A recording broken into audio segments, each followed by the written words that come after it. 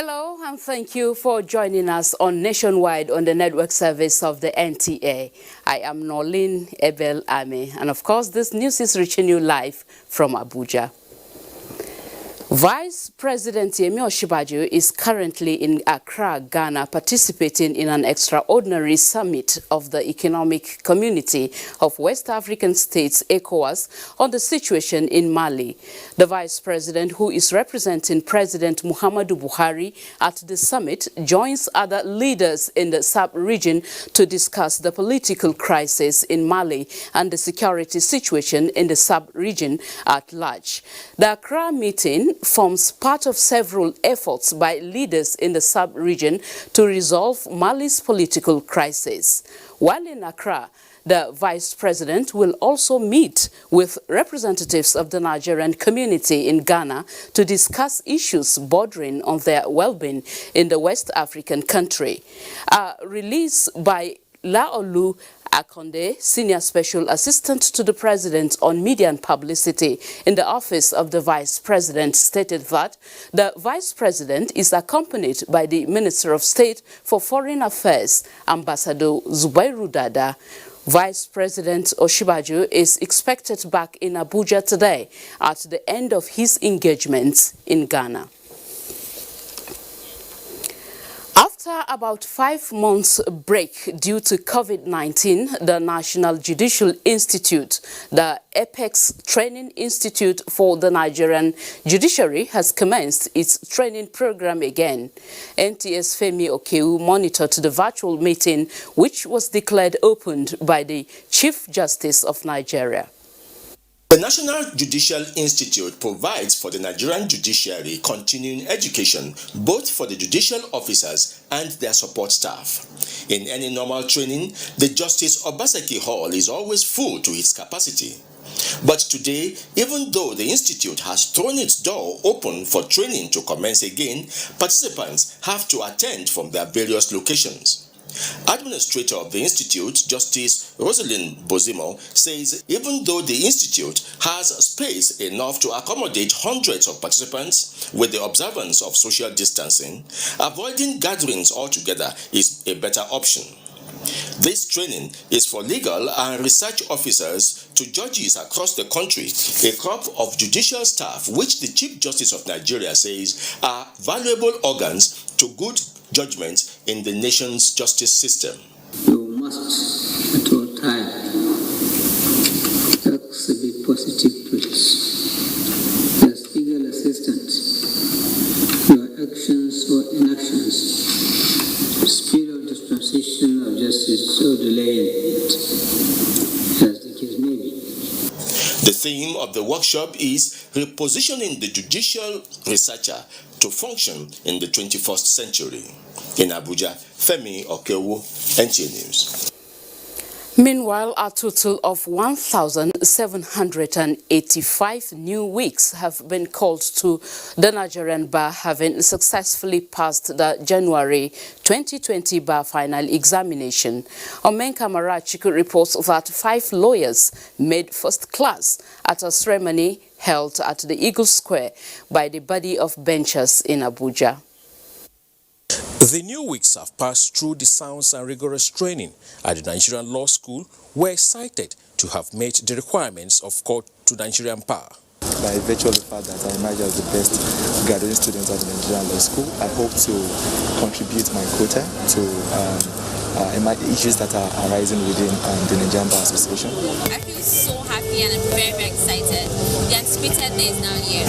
Chairman Body of Benchers, OCG Okocha, admonished the new lawyers to uphold the hallmark of legal profession, which are honesty and integrity. And always remembering that upholding the rule of law is the motto of the Nigerian Bar Association, and we are sworn to do justice to all manner of persons without fear or favor, affection or ill will. They have to broaden their horizon because the world is changing rapidly. The Director General of Nigerian Law School, Professor Isahayatu Chiroma, said the candidates were groomed in the best ethics of the legal profession. profession is not to make money, but to serve. To serve also with dignity, respect, and honor. You have to be committed. You have to be burning midnight oil. So by the time you acquire the necessary experience, the dividend will start flowing. The ceremony was held in compliance with COVID-19 regulations and safety protocols. In Abuja, Umenka Marachuku, NTA News.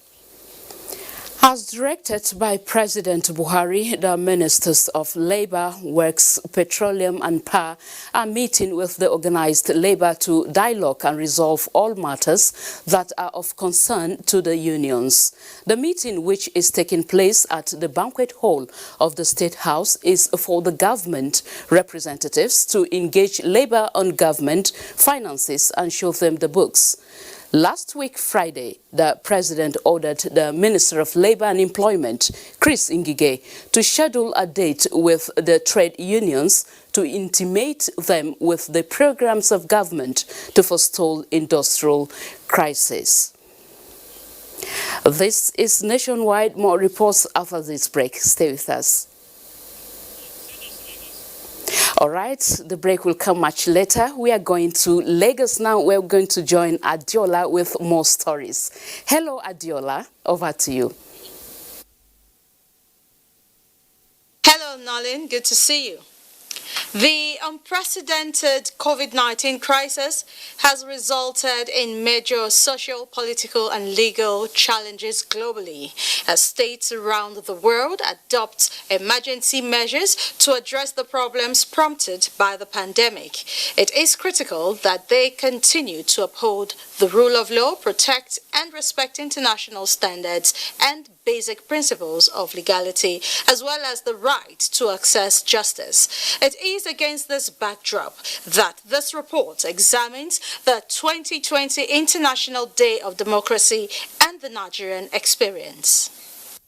The value of freedom, respect for human rights, and the principle of holding periodic and credible elections are essential elements of democracy. And as the United Nations continues to promote good governance through the monitoring of electoral process across nations of the world and seeks to support civil societies that aim to strengthen democratic institutions and accountability, self-determination in decolonized countries, this role has assisted in the drafting of new constitutions in post-conflict regions, thereby enabling peace. It's like place like United States.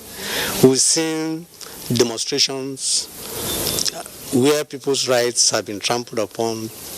The demonstration have actually centered on racism, that Black Lives Matters. People felt that their rights has been encroached upon.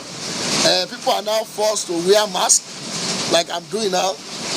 People are being checkmated into gathering in large numbers. All this for the good of the people. For Nigeria, after 21 years of uninterrupted democratic governance, lessons can be learned by countries that are yet to attain this level of stability. As Nigerians reflect on the democratic freedom they enjoy, the question is how determined are they in improving on the current model? So democracy has to strive in all the structures of the organs of government. The new breed politician will start learning how to imbibe democracy, how to respect the voice of the people. Political analysts advise that democracy, being the government of the people as enthroned by the people, requires more participation by eligible Nigerians to consolidate on one of Africa's strongest democracies. In Lagos, Dotun Okunyemi, NTA News. And now to environment issues. The National Emergency Management Agency has continued its series of stakeholder engagements towards mitigating the adverse effects of floods. This time, the agency met with authorities of military formations in Lagos to put them on red alerts over impending flooding across several communities. Again, Dr. Guyemi has that report. Beginning to take its toll on Lagos. The most recent incident claimed the lives of 2 children at Oyebanjo Street in Ketu area of the metropolis. Mitigating the effects of a heavy downpour necessitates such visits by the National Emergency Management Agency sensitization team on flood disaster in the southwest to the headquarters of 81 Division of the Nigerian Army despite the rains. The meeting focused on the assessment of facilities and strategies. In Lagos, there are designated local government that we have also forewarned before now to see the level of compliance with the earlier warnings that were passed, to ensure that the impact of the flooding is not felt by the masses, by the citizens. On its part, the Army has activated the 65 Battalion, which is the unit responsible for disaster and emergency response. We also have another unit earmarked as a disaster response unit in Alamala Barracks, that's the 35 Artillery Brigade, who have also placed their troops on standby in the event of any eventuality. The NEMA delegation also visited the Nigerian Air Force Logistics Command, 301 Heavy Lift Group, as well as the Western Naval Command of the Nigerian Navy. In Lagos, Dotun Ogunyemi, NTA News. We're done from here now. We'll take a break and thereafter Nationwide will continue. A new edition of TV Guide is out, featuring great personalities from all walks of life. Expository interview with a young TV presenter who shows passion on what she does, Morayo Afolabi Brown of TVC. Pick a copy of this compendium of mind-blowing stories and get abreast with issues as regards media convergence, leadership, health, star profiles, star programs, fashion, sports, human angle stories, and lots more. Meet some media professionals within our space who have paid their dues in no small ways. TV Guide, very incisive, very educative and compelling. Grab a copy at the vendor near you or NTA stations nationwide. TV Guide, your indispensable companion.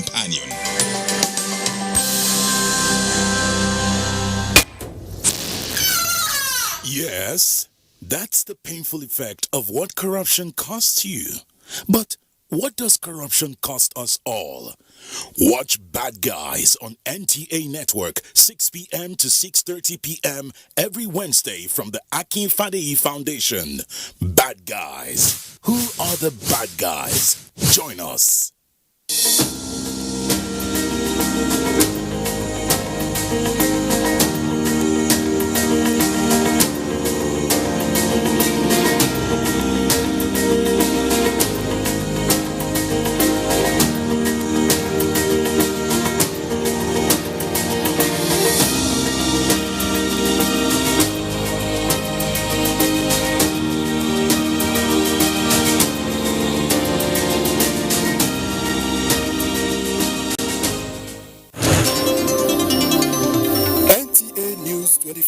A 24-hour news station brings to you news and happenings 7 days a week. News at 10 a.m., news update at 11 and 1 p.m. News desk at 3 p.m. and 6 p.m. and late evening news at 11 p.m. Follow us on any of our platforms and keep abreast of events and current affairs within and outside our shores. We are on DSTV channel 419, GoTV channel 46, StarTimes channel 101 and Free TV channel 703. Join us.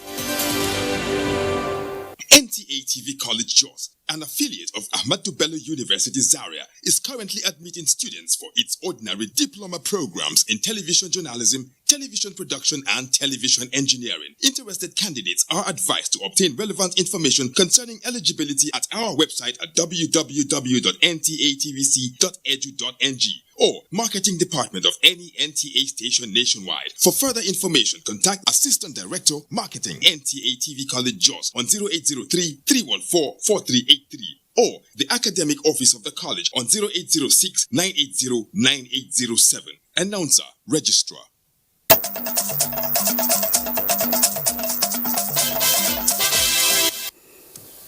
Thank you for rejoining us in Abuja. Now, President Muhammadu Buhari has again affirmed the determination of government to improve Nigeria's economic fortunes despite the present global challenge occasioned by COVID-19. Chimobi Walter Naji reports that the president made the affirmation at the annual conference on banking and finance in Abuja. regarding poverty reduction, population explosion, ensuring sector-by-sector growth, and a sustainable financial mechanism for micro, small, and medium enterprises, among others, are factors that led to the theme of this year's annual Banking and Finance Conference, organized by the Chartered Institute of Bankers of Nigeria. I wish to re-emphasize that as bankers and fund managers, you are required to partner with government in its determined efforts to diversify the economy and reposition the country for a sustainable future. Putting the economy on the path of sustainable growth and development has been a priority of this administration. The conference offers an opportunity for a think tank among stakeholders in finding solutions to banking challenges in Nigeria as it moves towards sustainable growth. And the CBN will do everything possible to ensure that our deposit money banks or participating financial institutions, they flow with us in making sure that we drive extensive agricultural growth and transformation of the Nigerian economy. The sustainable growth is part of the SDG goals, and how do we make every Nigerian have a feel that in terms of our development, in terms of our living standard, in terms of financial inclusion, in terms of education. With the country recording its highest inflation rate since October 2016 at 13.22%, this meeting, among other things, will sort ways to change the narrative. In Abuja, Chimubi Walter Naji, NTA News. It's one of the youngest international days proclaimed by the United Nations, but it remains one of the oldest institutions. Yes, the International Day of Democracy, launched by the UN on the 15th of September 2007. As Nigeria joins other countries to mark this day, what are some of the impediments to the practice of democracy in a COVID-19 era? Mia Ogidi reports. Democracy, Athens' best gift to the world, loved by many in principle, distorted in practice by few. This is the paradox of contemporary democracy in many countries. Respect for human rights, holding of periodic elections, value for freedom and inclusivity in the areas of affordable health, education and justice are four critical points in the practice of democracy. But when the four cardinal points are in danger, the center trembles. So, 15th of September every year reviews the state of democracy across the world. On this International Day of Democracy, let us seize the pivotal moment to build a more equal, inclusive and sustainable world with full respect for human rights. Nigeria, a country daring to get it right with democracy, bearing in mind it is a process and not a project. What democracy essentially guarantees is freedom. And one thing I know that we have in Nigeria is freedom. You can actually say what you want to say. I call on all Nigerians to be vigilant and to be actively involved in peppering the cracks that we see in the democratic institutions and machinery. For the United Nations, democracy needs all the protection, especially in a COVID-19 era, with all the legal arsenals in the state's disposal to protect the rights of the most vulnerable. As the world confronts COVID-19, democracy is crucial in ensuring the free flow of information, participation in decision-making and accountability for the response to the pandemic. Yet, since the beginning of the crisis, we have seen the emergency used in a range of countries to restrict democratic processes and civic space. This is especially dangerous in places where democracy's roots are shallow and the institutional checks and balances are weak. Today, it is clear that governments must do more to listen to people demanding change, open new channels for dialogue, and respect freedom of peaceful assembly.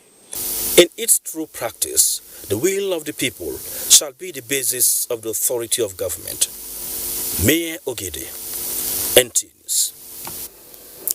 With me in the studio to throw more light on Democracy Day is Yusuf Mamman Dantale, Secretary Interim Management Committee, IPAC. Sir, you're welcome to Nationwide. Thank you very much. And happy International Democracy Day. Thank you very much. Okay. Now, narrowing the International Democracy Day to Nigeria, our country. 21 years of uninterrupted democracy. How have we fared so far? Are we on track? Yeah, thank you very much. This is a very welcoming question. Democracy, 21 years of democracy in Nigeria, yeah, it's good. We are growing. But except for a few individuals or politicians who I see as cog in the wheel of progress of democracy or democratic practices in Nigeria, and most of them are people in power, like governors of the state, I will say these, for instance, democracy represents freedom, okay, and for people to participate in government, who governs them, how they are governed. But some of these things are constrained by a few persons who are in power.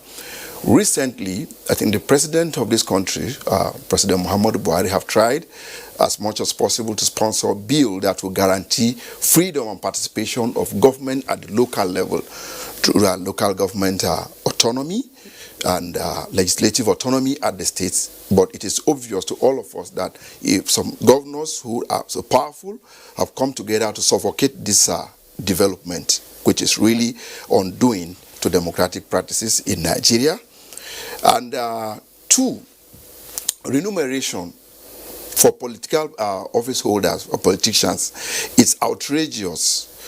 And this value determines a lot of the process that people into government. People deploy everything humanly possible to ensure they get this power, because political office holding in Nigeria as it is today is equivalent to riches. Okay, now having spelled out some of the challenges confronting our democracy, what do you suggest should be done to be on track? The first thing I think should be done is a situation where people are conditioned to go and serve, not to go and make money, not to go and become rich.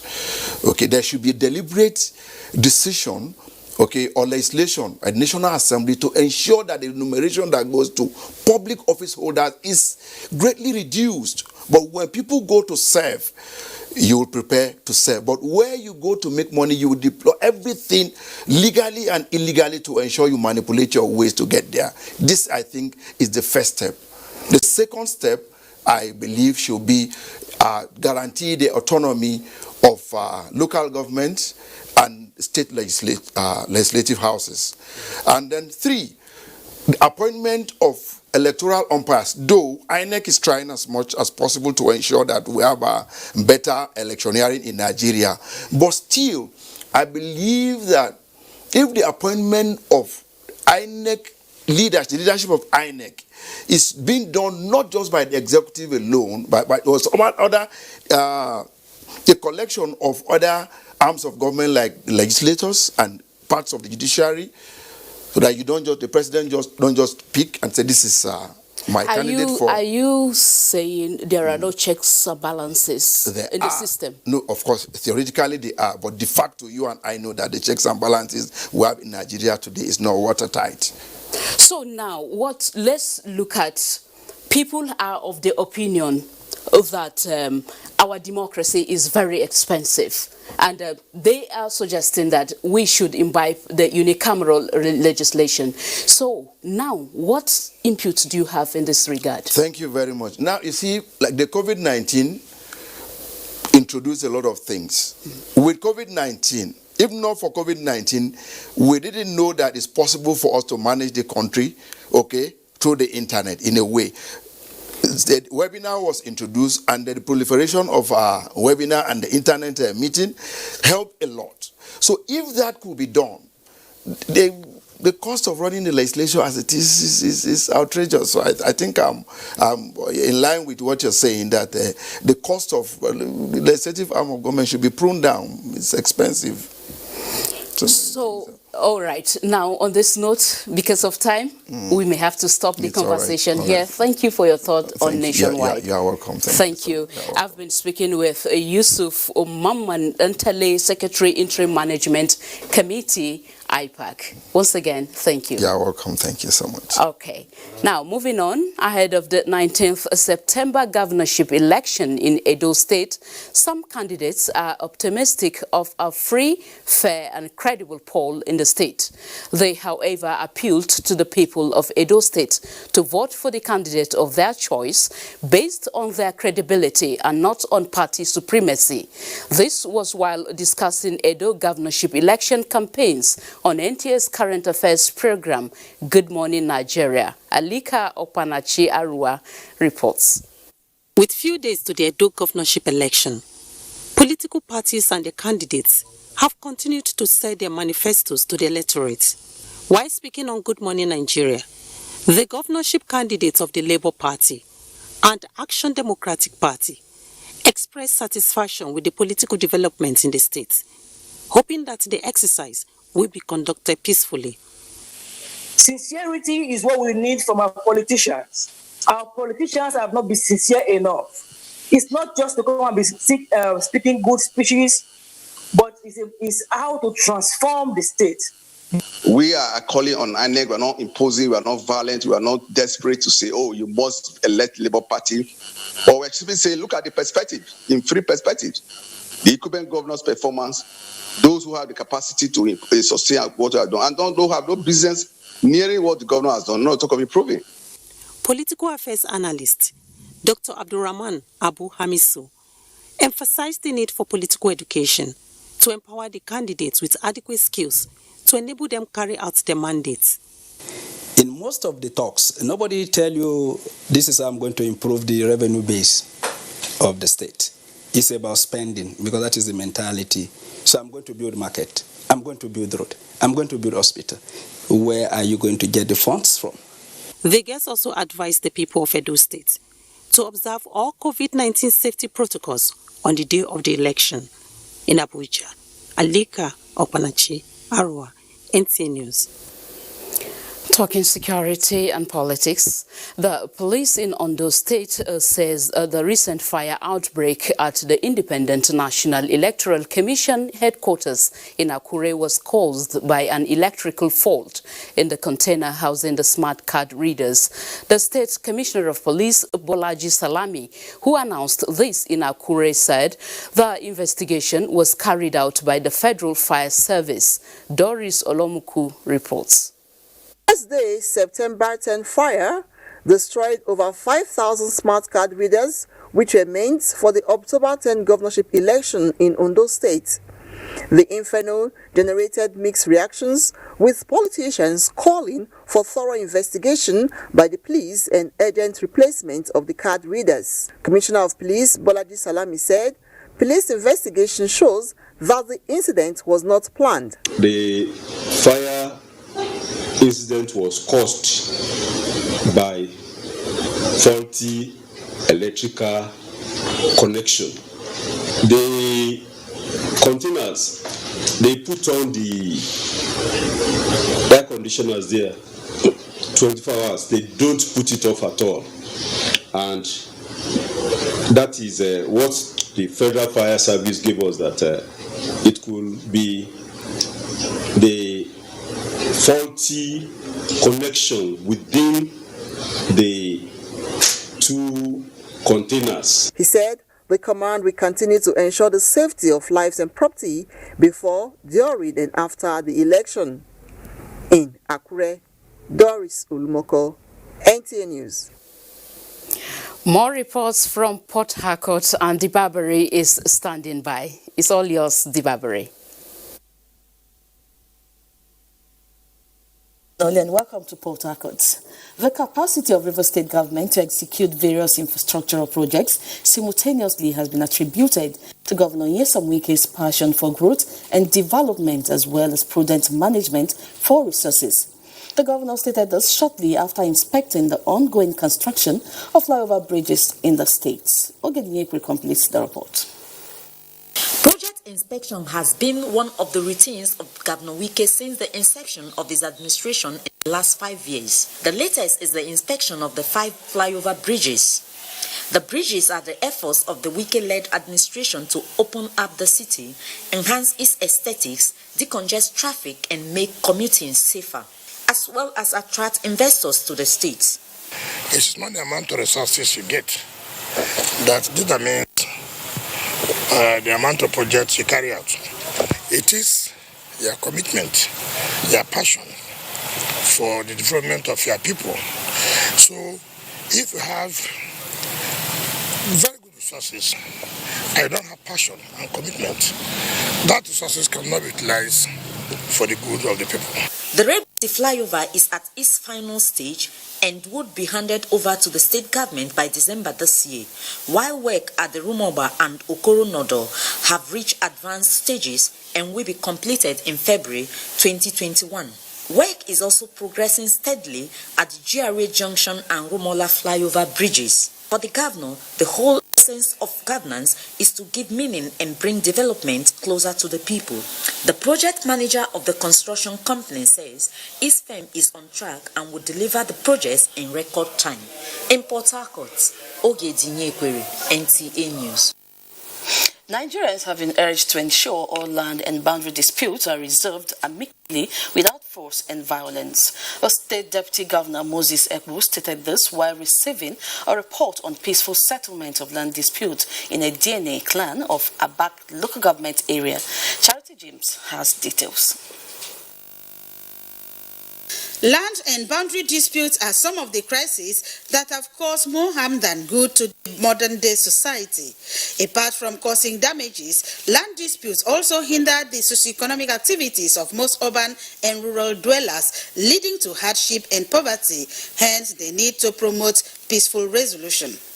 It is on the basis of this that Akwa Ibom State Government is taking proactive measures at ensuring that all land and boundary disputes are settled amicably through traditional institutions. Receiving a report on the peaceful settlement of the internal land dispute between the people of Ntoisien and Toikpo families in Ikoro Kubara village and Toubo family in Ubanang, all in a DNA clan of Abak local government area. The deputy governor commended the warring families for accepting the peaceful settlement and Abak traditional rulers for the ability to end the crisis. He called on communities to promote peaceful coexistence and settle land disputes amicably.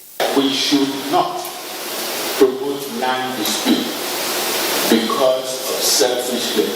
Representatives of the warring families were present to attest to the acceptance of the peaceful settlement of the land dispute in Uyo. Charity James, NTA News. That does it from Port Harcourt. It's back to Nolin for the rest of the news. Good evening. Thank you so much, Dibabari. Owing to the severity of flooding in Kebbi State, the state government has taken measures to alleviate the suffering people in some communities of the state face. Consequently, patients and prisoners were rescued as the General Hospital and correctional facilities in Bagudu local government area have been submerged. Details with Musa Babaliu. Naya Oud Rukaya Muhammadu has sickle cell anemia and in their need of urgent medical attention. Her dilemma at present and that of her father is how to access a health facility, as the available hospitals have been situationally closed due to flooding. There is a staff nurse up there. I used a canoe to reach his house. Unfortunately, his house too is submerged. I don't know where he is, her father says. The people have been shut down since about 3 or 4 days ago. And we have now transferred them to the district head of Bagudo. They are now operating there. The flood has taken over Rukaya's community located in Bagudo local government area of Kebbi State. At the local government headquarters, inmates at this correctional facility were evacuated to Benin Kebbi. Those whose houses have been taken over by the flood are at present taking refuge at available primary schools. For somebody that will have a family hold of maybe 30 to 40 dependents and to be displaced in a couple of minutes without being prepared, without giving a notice, without being, informed, definitely is devastating. Governor Abubakar Bagudu Atiku visited the local government and directed the State Emergency Management Agency to provide palliative to the people. Respite has also come the way of Rukaya, as she has been taken to the state capital for medical attention. From Bagudu, Musa Baba Aliyu, NTA News. State governments are being called upon to collaborate and support teaching hospitals in their respective states to enable such facilities to deliver optimal health care to the people. Deputy Chairman, House Committee on Institutions, Dr. Martin Soke, made the call during the committee's visit to the University of Calabar Teaching Hospital as part of their oversight functions. Maureen Leo Ajom reports. Investigation reveals that healthcare of citizens in the budgetary allocation for 2019 and 2020 ranked high, as it is a priority of the current administration to improve the lot of the health sector. However, in the wake of the COVID-19 pandemic, 2019 and 2020 seem to be years of heightened outbreak of diseases, thereby bringing to the fore the country's challenging health system. These and more reasons, especially as it concerns the budgetary allocations for the health sector and future proposals, informed the visit of the House Committee on Health Institutions to the University of Calabar Teaching Hospital. But what we have come to do is oversight to see the performance of the budget 2019 and budget of 2020, and then prepare ourselves to receive the budget of 2021. We can see what it's doing with the IGR to restructure and remodel the hospital.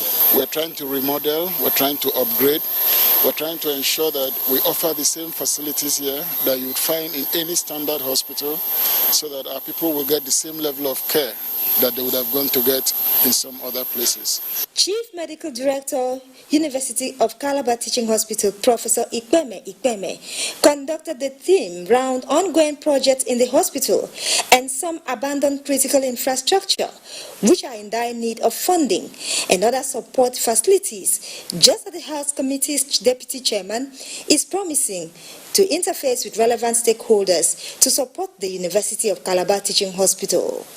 In Calabar, Maureen Leo Ajom, NTA News. From Calabar, we move you over to Maiduguri, where Borno State government has approved engagement of 594 medical and health workers in the healthcare sector.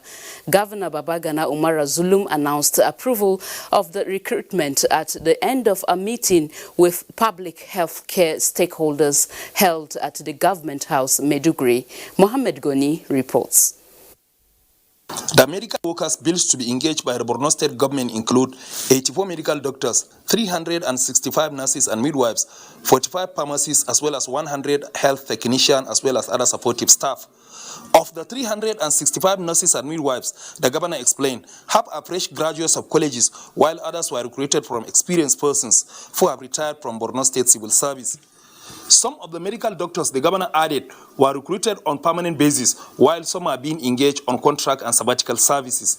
Professor Babagana Umara said the far-reaching decision is aimed at increasing the number of healthcare professionals across the state so as to bridge the existing gaps in citizen doctor and the nurses ratio and to match the increase of hospitals and the primary healthcare centers in the state. Another milestone achievement that we want to make is also to ensure construction of nurses and doctors' quarters, which we shall embark very soon. We shall increase the carrying capacity of the general hospital, the carrying capacity of most of our hospitals in the state, with a view to providing the needed health care and delivery to the good citizens of Borno State. The governor also announced approval of the State College of Nursing and Midwifery to begin annual foundation program that will admit 200 student nurses and midwives annually, slated to commence with 135 student nurses, with 5 drawn from each of the 27 local government areas across the state. Health Commissioner Dr. Salihu Koyabra pledged commitment of stakeholders in the health sector to improve access to quality and affordable medical services in line with Governor Zulum's objective. In Maiduguri, Mahmoud Goni, NTA News.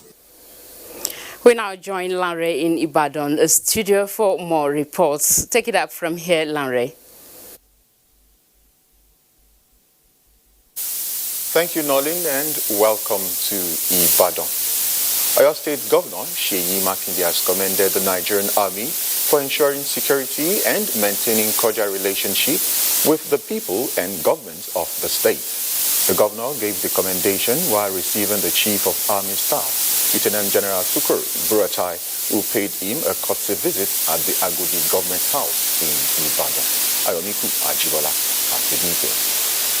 Saluting the Nigerian Army for maintaining high level of discipline and professionalism in its operational engagement, Governor Seyi Makinde said the actions of the Army personnel in Oyo State has been in line with best practice.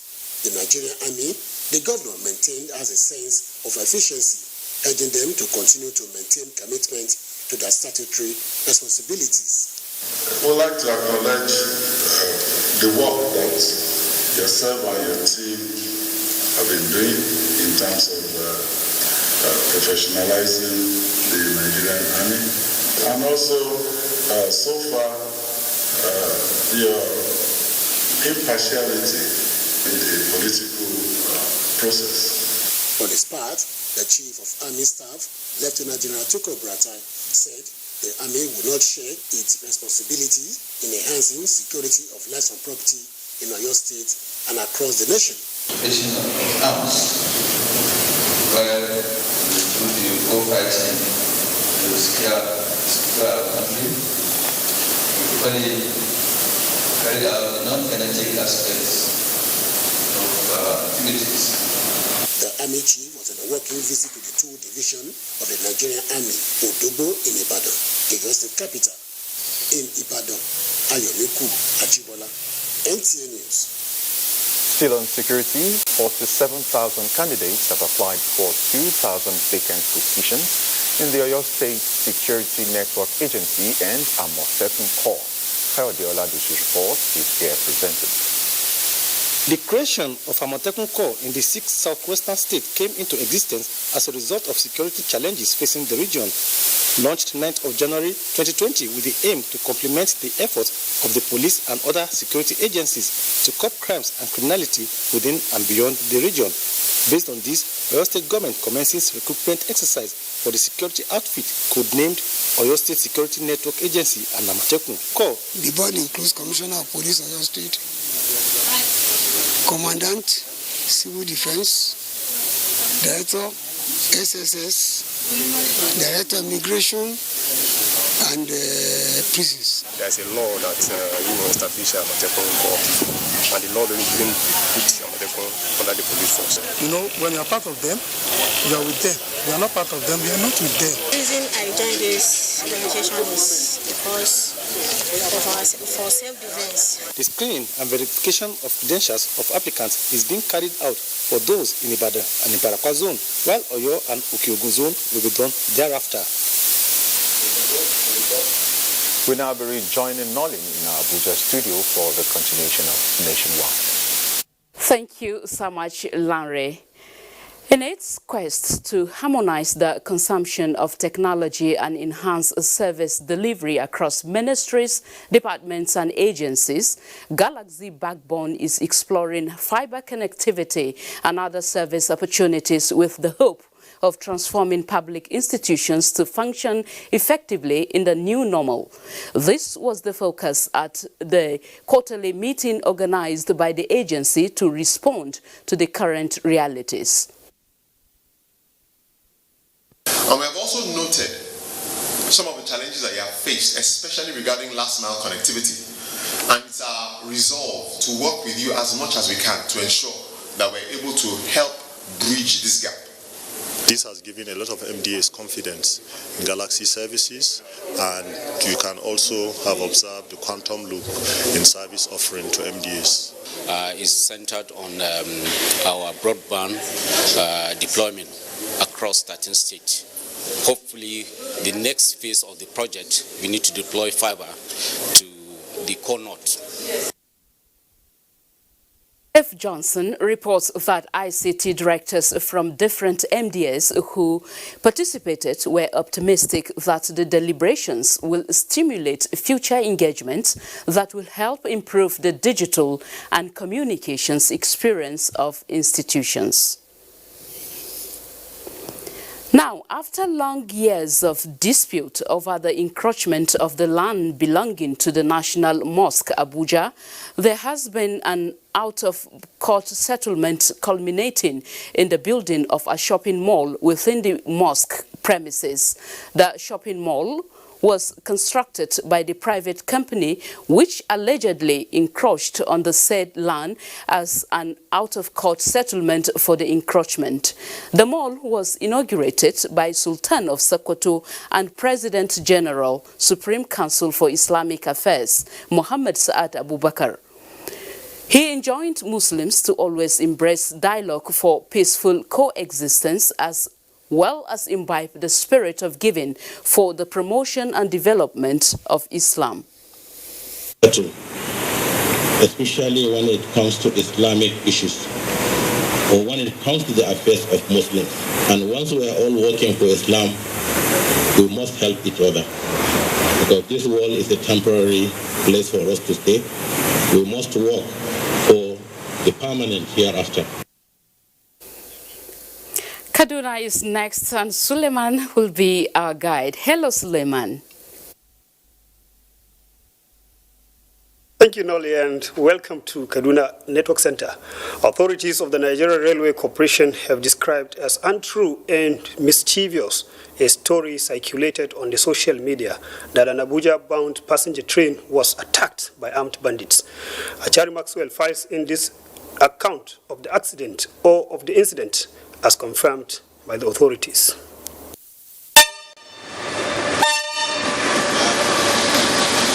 This is the train alleged to have been attacked by armed bandits while conveying passengers to Kaduna from Abuja, a story that gained popularity on the social media.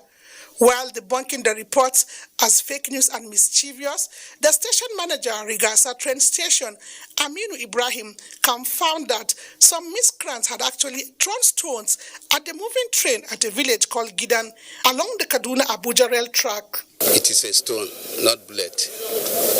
And you can see through the glass now where the stone hit before the glass was broken. So, and it has been fixed the glass back to the normal position now. And this is the graphic work, as you can see. They claim that this coach also was attacked.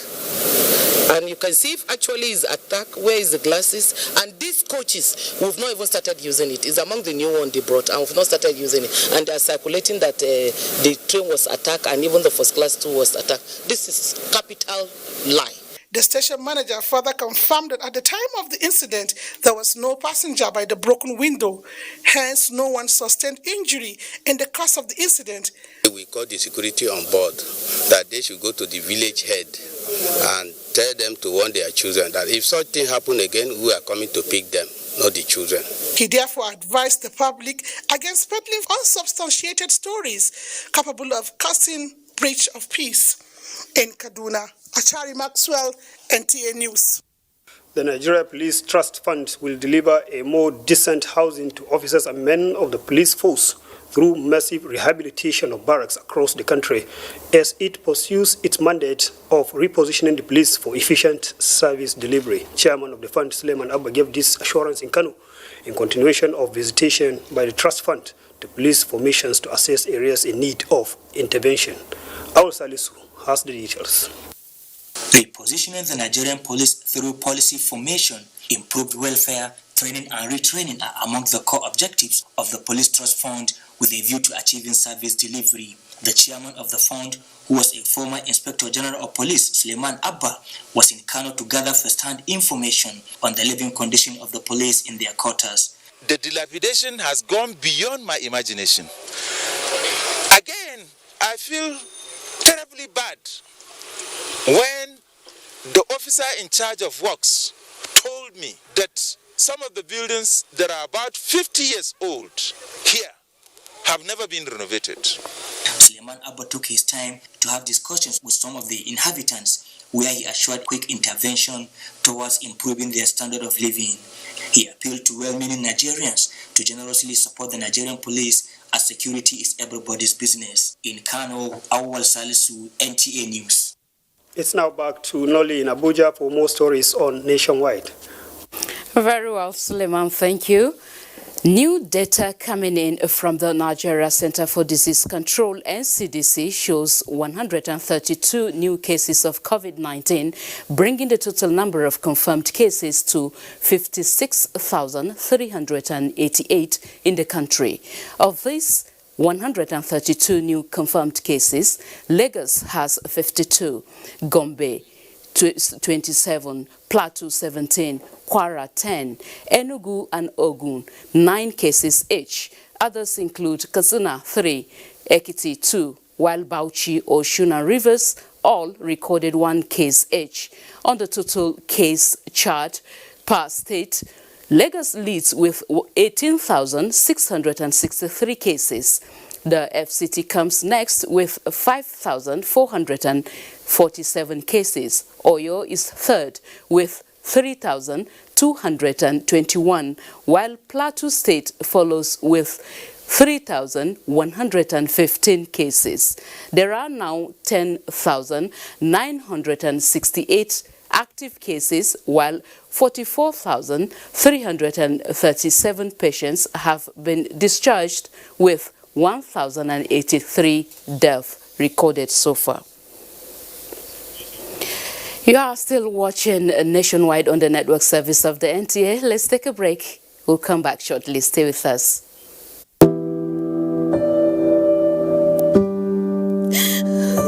She cries. She cries in anguish and in pain. She bears the scourge of her grief. She toils in vain for justice and succumbs to silence. He gloats over his malady. Like a beast, he pounces with no remorse. Her cry means nothing.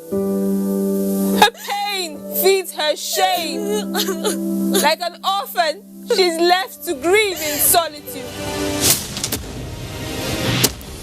But no more will she cry in vain. Her adversaries will henceforth bear the brunt of their cruelty. Rape is evil. Rape is a plague, a pandemic of monumental consequences. We must unite and kick it out of our society. Connect with NTA and stand against rape and rapists. This message is brought to you by the Nigerian Television Authority, NTA. From dusk to dawn, 24 hours a day, NTA International is with you in your living room, office, everywhere and anywhere. We provide the company you desire in terms of balanced and up-to-date news, programs and the best of entertainment. Tune in to DSTV channel 251, GoTV channel 91, Freeview UK channel 264, or you can download www.visiontv.co.uk. App for iOS or Android, Intelsat 901 degree east. You can also see us on Facebook and YouTube for quality content on the go. NTA International, Africa's window to the world.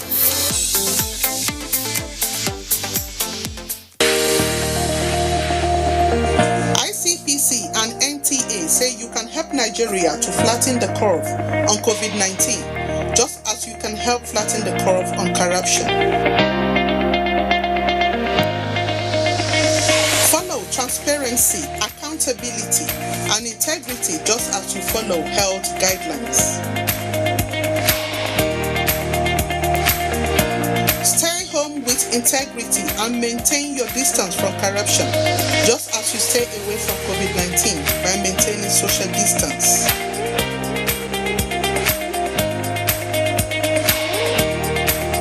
Report every act of corruption to